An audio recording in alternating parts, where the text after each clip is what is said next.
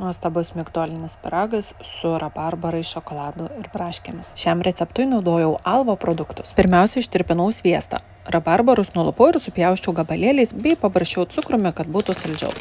Tada paėmiau 3 kiaušinius, juos išplakiau kartu su cukrumi iki baltų putų ir įpyliau truputį pravėsintą skystą sviestą. Viską išplakiau. Kitam dubenį sumaišiau migdolų miltus su krakmolu, geriau būtų kukurūzų krakmolo, ir įpyliau kepimo miltelių. Visus sausus produktus sumaišiau iki vientisos masės ir supyliau kiaušinių plakinį.